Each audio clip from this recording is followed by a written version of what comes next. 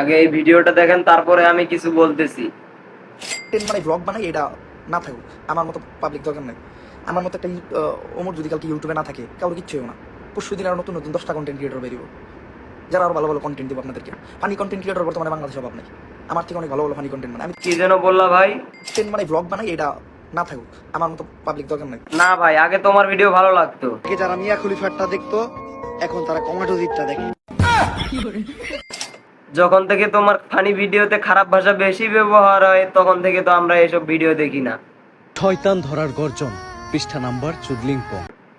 বাচ্চারা কি দেখবে? খারাপ ভাষা, মিয়া খলিফা, সেক্সুয়াল হ্যারাসমেন্ট। বাহ! আরেকটা জিনিস দেখেন ভাই, ভাই আমি এই জায়গায় আপনার জন্য ভাই 7টা পর্যন্ত অপেক্ষা করছি। আমি আপনার বলি, আপনি 20টা পর্যন্ত অপেক্ষা করলো, আপনি ওই যে যেটা চিন্তা করেন ওইটা কখনো হবে না। আপনার নিজের করতে হইব। তো ভাই এগুলা কি? এগুলা কি? এগুলা কি? আমার কোনো পছন্দ নাই, এক এক সময় এক তার মানে ভাই, মেয়ে হলে ঠিক আছে, আর ছেলের বেলা যেটা চিন্তা করেন ওইটা কখনো হবে না।